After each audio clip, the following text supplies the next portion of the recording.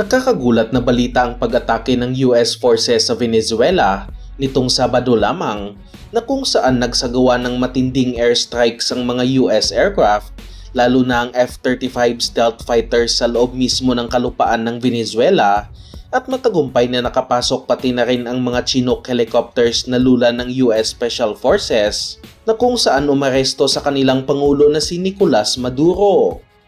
Natalakay na rin natin sa nakaraang video na dinala ang presidente at asawa nito sa USS Iwo Jima na isang amphibious assault ship ng US Navy at kasalukuyan na rin silang nasa Estados Unidos sa ngayon at umabot lamang ng 3 oras ang military operation na ito ng Amerika. Ngunit ang mas nakakagulat sa operasyon na ito ay mistulang hindi gumana ang mga air defense system na binenta ng China at Russia sa Venezuela upang depensahan ang kanilang teritoryo dahil walang kahirap-hirap na pinasok ng F-35 stealth fighters ang airspace ng bansa sa pag-ataking ito at pinasak ang lahat ng air defense system upang makapasok ang helicopters ng Amerika. Nasabi na rin natin ito sa nakaraang video, ngunit sa mga hindi pa nakakaalam, binentahan ng China ang Venezuela ng kanilang air defense radars tulad na lang ng JY-27 Long Range Early Warning Radars na pinagmamayabang ng Chinese government na kayang makadetect ng mga American stealth fighters tulad na lang ng F-35 at F-22 Raptors at mukhang hindi ito epektibo at kulelat pa rin ng military technology ng China. Winasak lamang ng mga F-35 ang sinasabing anti-stealth radars na ito at hindi rin nakaligtas pati na rin ang Russian Air Defense System tulad na lang ng Nebo M radar na pinagmamayabang din ng Russia na kayang makadetect ng stealth aircraft, ngunit pumalpak din ito dahil hindi sana nakapasok ang mga US aircraft kung nakakadetect talaga ito ng stealth fighters. Gumastos din ang Venezuela ng nasa $2 billion para sa mga S-300VM air defense system mula sa Russia, ngunit mistulang wala din itong nagawa at nawasak lang din umano ito ng F-35 sa loob ng 20 minuto at na-wipe out talaga ang lahat ng air defense systems ng Venezuela.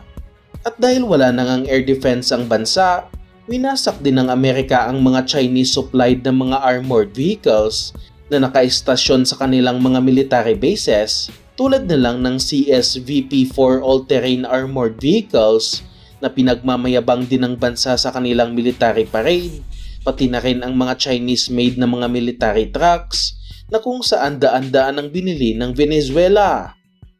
Hindi rin nakaligtas si airstrikes ang mga Su-30 Mark II fighter jets na nagmula naman sa Russia at base sa mga reports, nasa 7 Su-30 ang winasak ng F-35 sa kanilang mga airbase at hindi man lang ito nagamit sa pagdepensa ng kanilang teritoryo dahil hindi makadetect ang mga air defense radars ng Venezuela.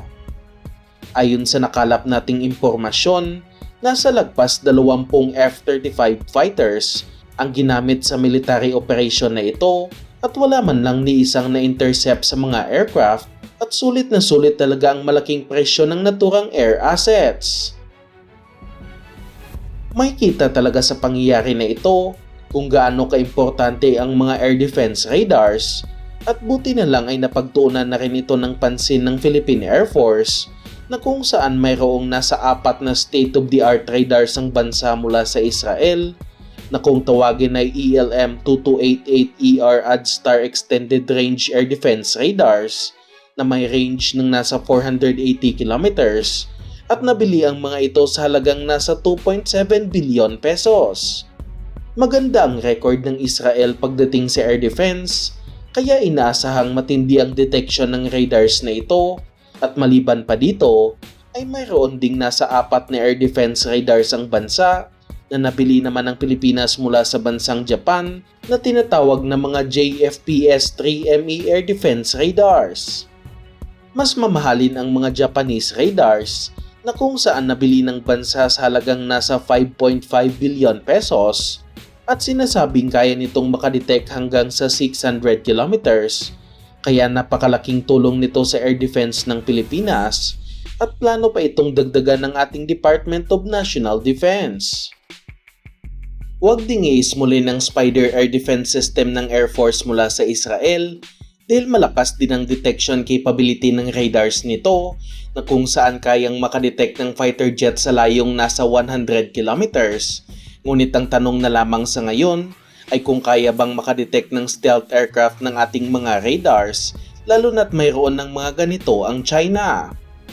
Ngunit ang mga F-35 pa lamang at iba pang mga US aircraft ang napatunayan sa totoong giyera na hindi nadedetect sa radars at kaalyado din naman natin ng Amerika kaya hindi magiging problema ito at tumaasa tayong hindi totoo ang mga stealth fighters ng China.